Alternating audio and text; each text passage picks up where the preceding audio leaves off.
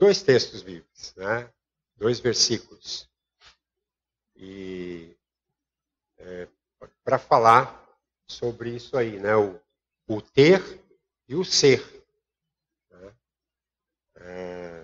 O primeiro texto é 2 Coríntios, capítulo 6, o versículo 10. Eu vou dar um destaque para a parte B deste versículo, né? Como entristecidos, mas sempre alegres, como pobres, mas enriquecendo a muitos, como nada tendo, mas possuindo tudo. Como nada tendo, mas possuindo tudo. E o outro texto, Gálatas, capítulo 6, versículo 15.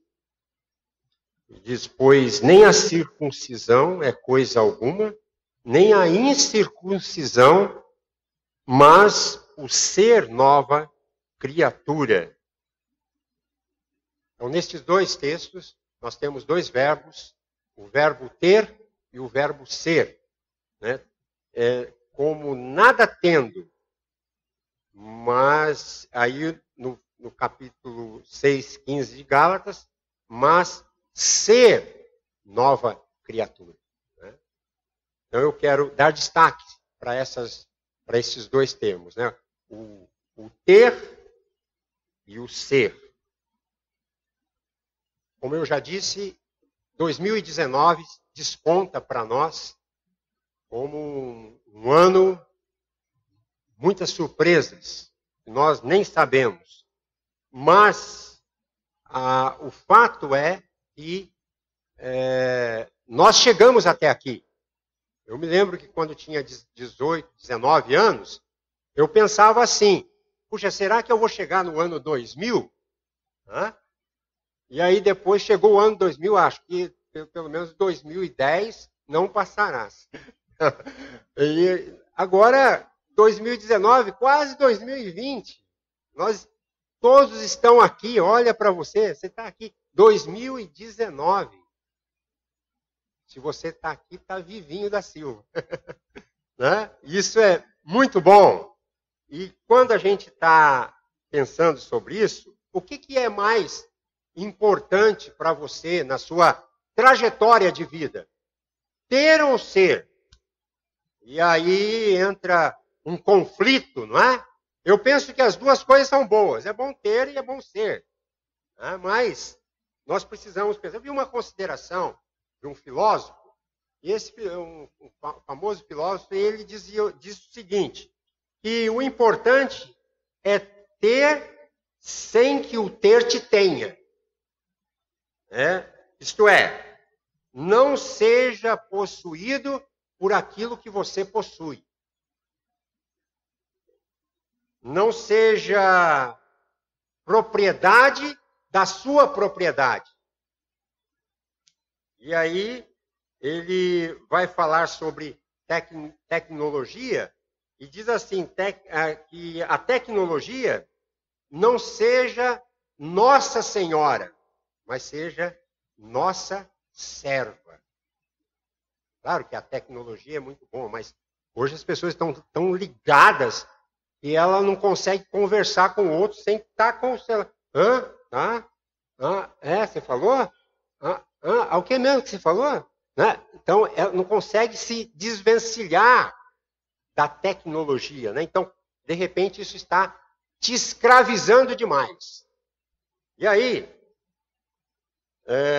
a gente fica perguntando a quantas andam os nossos compromissos com, por exemplo, Deus. Né? Para com Deus, será que nós precisamos ser ou ter? Então, eu penso que para com Deus é preciso ser, ao invés de ter. E a gente analisa, né? É muito natural na nossa trajetória, no final de mais um ano, que a gente faça o quê? Balanço, né? Todo mundo faz balanço neste final de ano. Todo mundo faz orçamento. São orçamentos, o orçamento industrial, orçamento governamental, orçamento financeiro que a gente faz, até eclesial, a igreja faz uma previsão orçamentária para o ano de 2019. Como que a gente vai atingir os objetivos? Então, fazemos balanço. Alguns perderam pouco, outros ganharam muito, né? Alguns fizeram uma análise boa do ano financeiramente, outros não tanto. Então, é hora dos números, é hora da verdade, é hora de a gente colocar sobre a mesa o que nos aconteceu. E fica esta matemática entre o perder e o ganhar. Aí eu pergunto, que balanço você pode fazer do ano de 2018 na sua relação com Deus? A quantas andam a sua comunhão com Deus?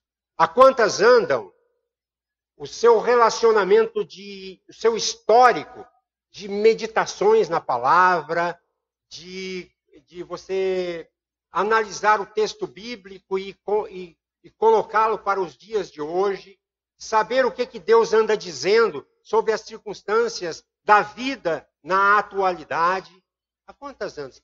Como que você faz um balanço da tua vida com Deus nesse 2018? Está terminando, daqui a pouco já era. E você anda bem com Deus? Está precisando fazer algumas reformas na sua relação com Deus? Mas e perante a família? Como que está? Quantas andam o seu balanço com respeito à família? Anda bem? Como que está a sua relação com o filho, com a filha, com o marido, com a esposa? É preciso fazer um balanço disso. A família vai bem? Você está bem? Está tranquilo? Dá para abraçar a esposa? Dá para abraçar o marido? Como que está isso? E nós vamos fazendo balanço. Balanço com a vida da igreja. Olha só para essa igreja. Você gosta desse lugar? É bom para você? Te faz bem estar aqui? Né? Como que foi a sua relação com a igreja durante o ano de 2018? É muito bom. É um lugar que você, de repente, pensa assim, eu vou hoje para a igreja, mas eu não vou para a igreja porque o meu pai, minha avó, meu tio vai. Eu vou porque eu gosto daquele lugar. Né? É imperfeito, como todas as igrejas são. Mas é aqui que Deus me colocou. E eu vou continuar amando. Você pode fazer um balanço nesta relação da igreja, né? Do seu relacionamento. E podemos fazer infinitos balanços da nossa vida de questões que passamos durante o ano. E você pode fazer essa análise e ter um comportamento. Eu quero lembrar, né, que às vezes não adianta a gente querer esticar a vida espiritual. Tentar justificar isso ou aquilo. Eu deveria, não. Agora já foi. Agora você tem que fazer de novo. Você tem que dizer, eu vou fazer algo novo. Eu vou me dedicar de novo. Eu quero buscar mais a Deus. Eu quero me entregar mais ao Senhor. Eu quero ter mais comunhão com as pessoas. Eu quero pensar em compreender mais o meu irmão. Eu tenho aquela pessoa que é uma personalidade difícil, mas eu vou orar por ele, né? Eu vou trabalhar a vida dessa pessoa e vai ficar diferente. Então, positivamente, você pode pensar quais são as suas expectativas para 2019. O que você pensa? Saiba de uma coisa, você não está na mão de ninguém, você está na mão de Deus. Deus é que opera tudo. Se tudo falhar, Deus não vai falhar com você. Então não precisa ficar frustrado com absolutamente nada, você só precisa ter bom ânimo para prosseguir. Quais são as suas expectativas? Você pode fazer, por exemplo, projetos, sonhos, planos. A Bíblia mesmo diz, o coração do homem pode fazer planos, mas a resposta certa vem de quem? Vem tem de Deus. Né? Então, o próprio Deus fala, façam planos. Planejem. Mas eu vou colocar a minha mão sobre esses planos que vocês estão fazendo. E vou dar um sim ou um não. E o não ou o sim que eu der vai ser o melhor para você. Ele vai estar respondendo aos seus objetivos. Eu pergunto a você, dentro dos planos que você tem, onde fica Deus? Ele é prioritário? Ele é secundário? Ele é terciário? Ou ele não faz parte dos meus planos? Hã? Eu mesmo resolvo. Eu fiz os planos, eu executo, eu trato e eu resolvo. É muito importante que você considere Deus nos seus planos. E aí, um dos planos que você deve ter para com Deus, nós devemos assumir compromissos com Deus, é o compromisso de ser. Mais do que o compromisso de ter. Né? E eu gostaria de destacar sobre isso alguns pontos. Primeiro, há aqueles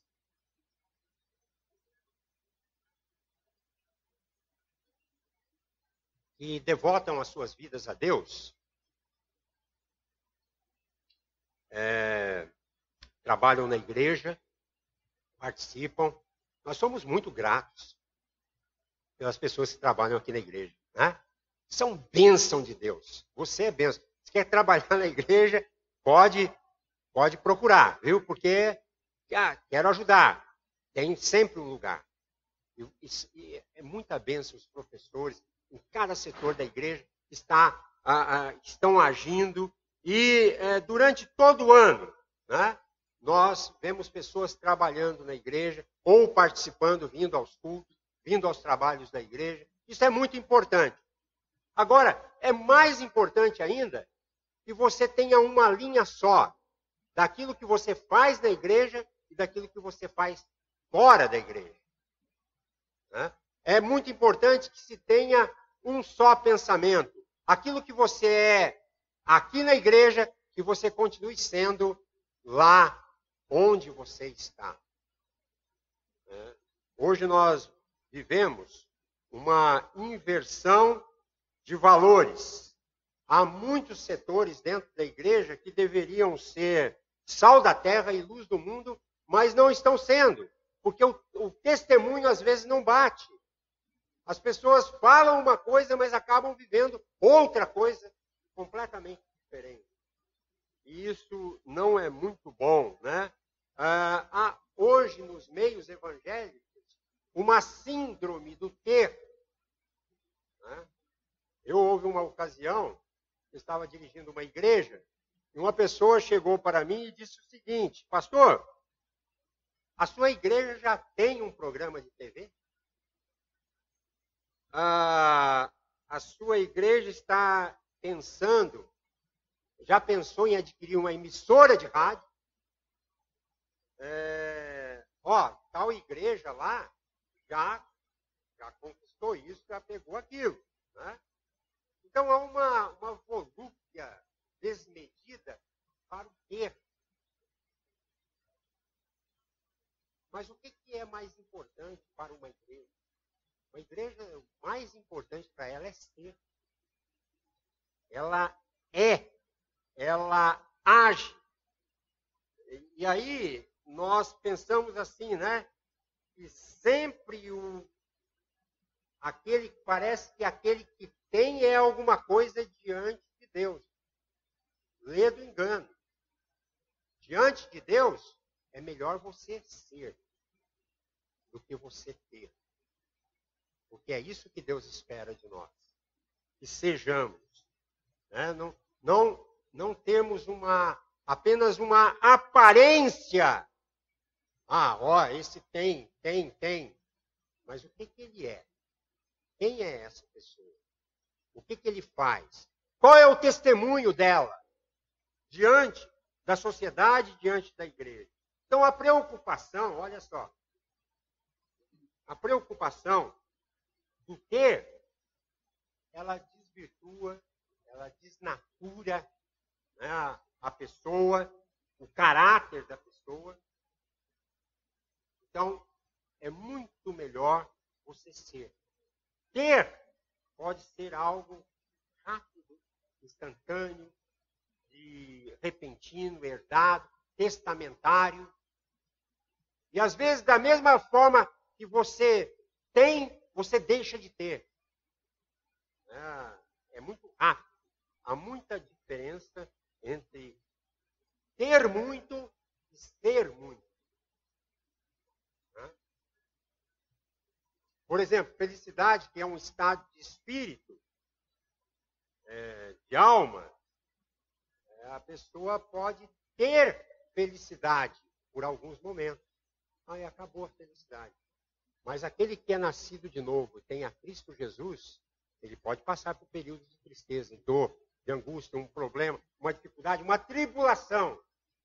Mas a felicidade nunca vai sair de dentro dele. Ela foi plantada pela presença de Cristo Jesus. Cristo Jesus é a maior de todas as felicidades. E aí a pessoa passa a ser. Segundo, o Paulo, o apóstolo, ele deu lições maravilhosas de como uma pessoa deve se desvencilhar de ter para ser. Para ser alguém diante de Deus. Quando a gente lê aí em 2 Coríntios 6, versículo 1 a 10, o versículo 3 diz que a igreja era digna, né, e diz assim, não dando nós nenhum motivo de escândalo em coisa alguma, para que o ministério não seja censurado. O que ele está falando aqui? Do testemunho da igreja. É muito importante que a igreja tenha um bom testemunho cada vez mais. Que as pessoas, olha, você é daquela igreja? Que maravilha, hein? Eu quero ir lá. E às vezes não dizer assim, né? Olha, você é daquela igreja? Ah, você vai lá, mas do jeito que você é, né? Então, o que nós podemos prestar aqui atenção é que o testemunho é o que vale, é o ser, e não o que a igreja tem. Né? No capítulo 6, versículos 4 a 10, aí, de 2 Coríntios, ele vai mostrar, o Paulo, que ele, mais do que mostrar o que ele tinha, ele mostrava quem ele era. E o texto diz assim, pelo contrário, em tudo nos recomendamos a nós mesmos como ministros de Deus, na muita paciência, nas aflições, nas privações, nas angústias, nos açoites, nas prisões, nos tumultos, nos trabalhos, nas vigílias, nos jejuns, na pureza, no saber, na paciência, na bondade, no Espírito Santo, no amor não fingido, na palavra da verdade, no poder de Deus, pelas armas da justiça, tanto para atacar como para defender, por honra e por desonra, por infâmia e por boa fama, como enganadores e sendo verdadeiros, como desconhecidos, mas sendo bem conhecidos, como se estivéssemos morrendo, mas eis que vivemos, como castigados, porém não mortos, como entristecidos, mas sempre alegres, como pobres, mas enriquecendo a muitos, como nada tendo, mas possuindo. Que texto maravilhoso, não é? Que texto maravilhoso mostrando que Paulo, mais do que mostrar o que ele tinha, ele mostrava quem ele era. E aqui é a descrição disso. Em meio a todas essas situações adversas que valia lá naquele tempo, ainda está valendo para os dias de hoje. Você pode pegar esse texto e aplicar na sua vida para que você continue sendo. E na primeira carta aí de Paulo aos Coríntios, ainda capítulo 4, versículos 9 a 13, Paulo vai dar um destaque ao sofrimento dele por causa da presença de Cristo que ele tinha. Ele tinha Cristo, o Evangelho, e ele não queria dar escândalos, né? Chegando, ele para não dar escândalo, ele chega a dizer que ele era o quê? Ele era como lixo, Olha só, né? Lixo do mundo, escória de todos. Para ser o quê? Um instrumento nas mãos de Deus. Eles se consideravam lixo, escória de todos, para ser um instrumento nas mãos de Deus. Ele vai dizer, porque me parece que Deus pôs a nós, os apóstolos, em último lugar, como se fôssemos condenados à morte, porque nos tornamos espetáculo para o mundo, tanto para os anjos como para os seres humanos. Nós somos loucos por causa de Cristo, e vocês são sábios em Cristo. Nós somos fracos, e vocês são fortes. Vocês são honrados, e nós somos desprezados. Até a presente hora, sofremos fome, sede e nudez. Somos esbofeteados e não temos morada certa. Nos afadigamos trabalhando com as nossas próprias mãos.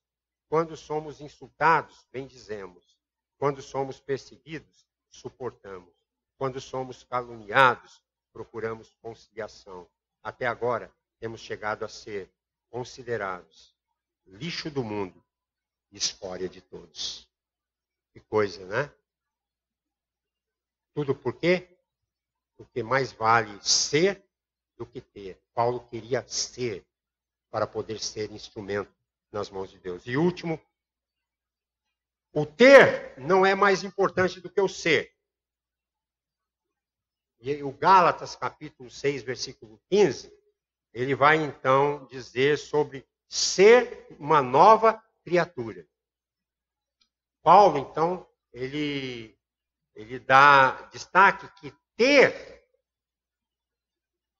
sinais de religiosidade, porque é o que o texto está dizendo lá em Gálatas 6,15, ele está falando da circuncisão e incircuncisão, que eram argumentos da religiosidade judaica, e ele está falando de religiosidade, e que a religiosidade não servia para nada, mas o fato de ser nova criatura. A questão é essa. Você que está sentado neste banco, é uma nova criatura? Tem certeza que dentro de você habita a presença de Cristo? Isso é muito importante. Porque você, sendo uma nova criatura, para Deus você é muito importante. As coisas começam a acontecer a partir deste momento. Né?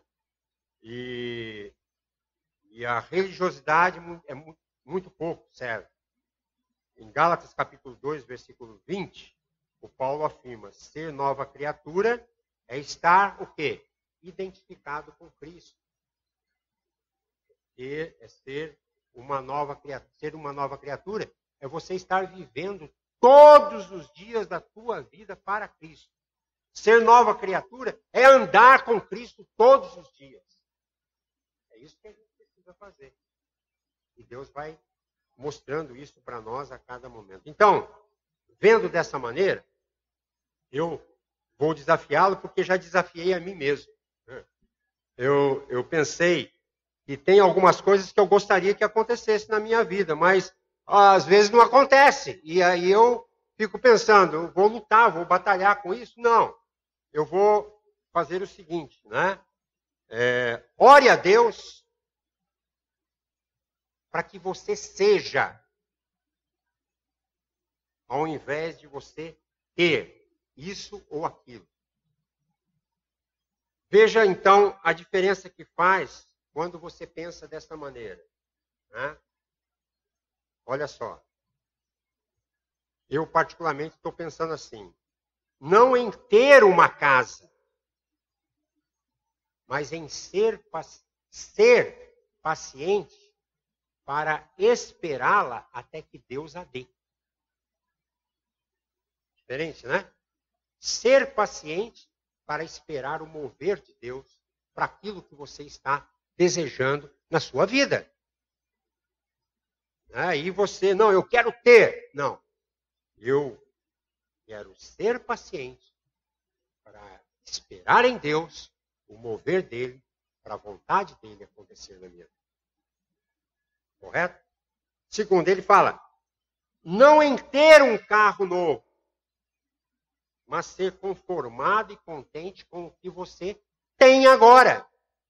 Porque tem gente que ele está descontente por aquilo que ele não tem, mas às vezes ele já tem. Né? Mas ele não, ele quer. Ele às vezes nem sabe o que ele quer, mas ele quer. Ele quer, eu não sei nem o que eu quero, mas eu quero. Hã? Então, estejais contentes com o que você tem agora. E tá bom. Porque o Hebreus capítulo 13, versículo 5, diz assim, ó, que a vida de vocês seja isenta de avareza. Contentem-se com as coisas que vocês têm. Contentem-se com as coisas que vocês têm. Porque Deus disse, de maneira alguma deixarei você. Nunca jamais o abandonarei. Então, quando você está contente com o que tem, esquece, porque Deus está falando que não vai te abandonar. Deus está falando que vai estar presente com você todos os dias. Nunca jamais vou te abandonar. Outro. Pense dessa maneira. Não em ter uma vida melhor, mas ser melhor na sua vida. Ser melhor na sua vida. Não em ter mais compromissos com Deus, mas em ser mais comprometido com Deus. Então, o ter, ele é circunstancial, ele é efêmero, ele é muito fugaz. Né? Por quê? Porque ele passa rapidamente. O ter. Tive, pronto, que legal. Passou. Agora, o ser não. O ser, ele traz o quê? Estabilidade, ele traz perseverança. Ele é para a vida eterna. Quando você é aqui, hoje, você é amanhã, segunda-feira, e você será durante toda a tua vida. E eternamente. Você sempre vai ser o que você é. Faça votos com Deus. Seja o melhor filho. Seja uma melhor filha. Seja um melhor esposo. Seja uma melhor esposa. Seja um melhor crente. Seja um melhor pai. Seja uma melhor mãe. Seja um melhor irmão. Seja uma melhor irmã. Melhor chefe. Um melhor empregado. Seja um melhor estudante. Seja um melhor professor. Seja. É melhor ser. O ter e o ser. Um grande conflito. Mas essa noite você já sabe o que deve fazer. Seja. Faça votos. Que você seja perseverante no estudo da palavra de Deus. Pega a palavra e estude. Eu preciso de alguém que me explique. Não, pega a palavra e estude. O Rilby comprou uma Bíblia nova, já sei. Né? Estudar a Bíblia agora. Não, vou estudar. Agora, nos meus tempos, vou estudar a Bíblia. Outro dia ele estava me contando. Estude a Bíblia. Tire seus momentos de orações. Isso é importante. Vai alimentar a sua espiritualidade. E agora, em 2019, eu desejo para você e sua família as mais ricas bênçãos, mas que vocês possam ser. Seja rico para com Deus, como o apóstolo disse, né? Não tendo nada, mas possuindo tudo. Tudo. Olha só o que Deus faz. Às vezes você não está pensando, eu não tenho nada, mas Deus está dizendo, você possui tudo, porque você já tem a mim. Você já tem a mim no coração. Eu encerro essa mensagem dizendo uma história que eu achei muito bonita e eu quero deixar aqui para você. Um pai, ele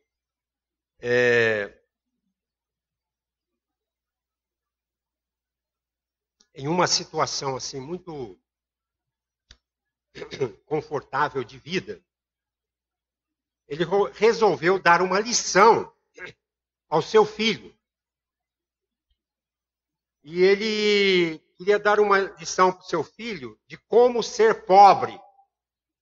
Como ser pobre.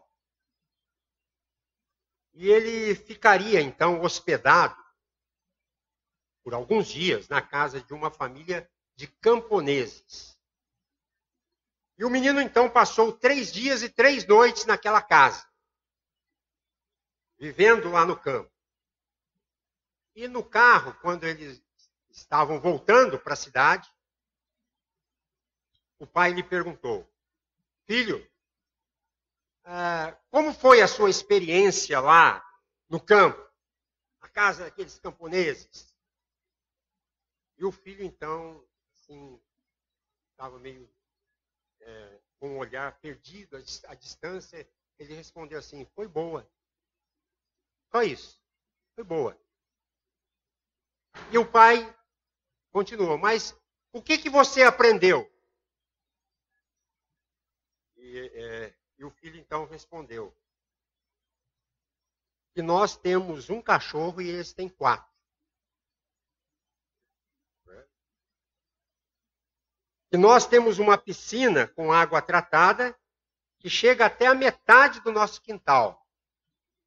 E eles têm um rio sem fim, cheio de água cristalina, onde tem peixes, onde tem mata, onde tem belezas. E importamos lustres do Oriente para iluminar o nosso jardim, enquanto eles têm estrelas e lua para iluminá-los. O nosso quintal chega até o muro. O deles chega até o horizonte. Compramos nossa comida e esquentamos no micro-ondas. E eles cozinham em fogão a lenha. Ouvimos CDs, podcasts, MP3, e eles ouvem a sinfonia dos pássaros, dos sapos, dos grilos. Tudo isso, às vezes, acompanhado de um sonoro canto do vizinho que está cantando, fazendo o seu serviço. Para nos protegermos, vivemos rodeados por muros e alarmes. Eles vivem com suas portas abertas, protegidos pela amizade de seus vizinhos. E nós também vivemos conectados ao celular, ao computador, sempre ligados, plugados, neuroticamente para andarmos atualizados.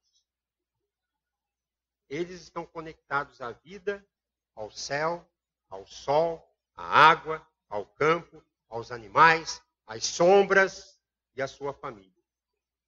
E aí o pai ficou impressionado com a profundidade da resposta do filho e o filho então terminou. Ele olhou para o pai e disse: pai, obrigado por ter me ensinado o quanto somos pobres.